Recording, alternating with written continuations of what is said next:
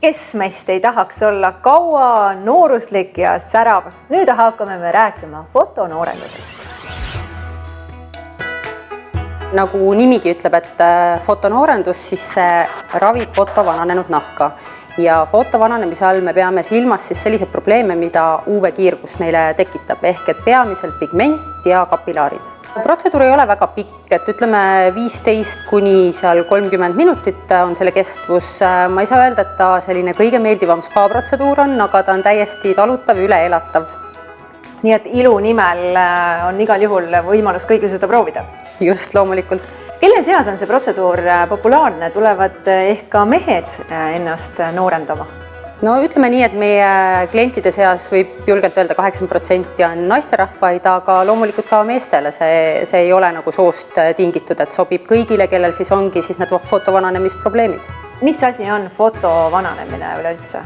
Nagu ma ennem ütlesin, et siis foto ehk siis valgus ja foto vananemine ongi UV-kiirguse poolt tekitatud vananemisilmingud ehk et siis peamiselt pigmentatsioon, et inimesed armastavad võtta päikest, sellega natukene liialdada. UV-kiirgus kahjustab ka meie kapilaare ehk selline punetav nahk, kuperroosa, et see kõik siis läheb foto vananemise alla.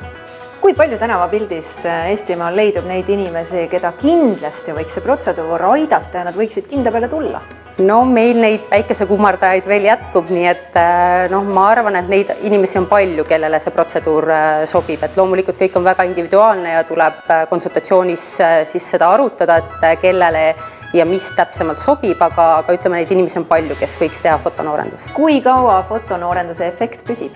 Fotonoorenduse efekt jällegi sõltub sellest, et milline see nahk alguses on. Et kui me räägime väga kahjustunud nahast, kellel on väga tugevad pigmentlaigud, tugev kuperoosa, siis võib isegi vaja minna mitu protseduuri. Ja ütleme, selle püsivusega on ka nii ja naa jällegi väga individuaalne.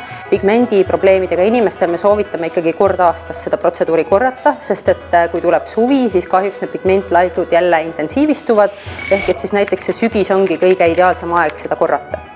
Nii et teie tegelikult ütlete, et ennetusena on ainus võimalus loobuda päikese käes olemisest? Seda ütlevad ka meie nahaarstid, nii et kahjuks küll, jah.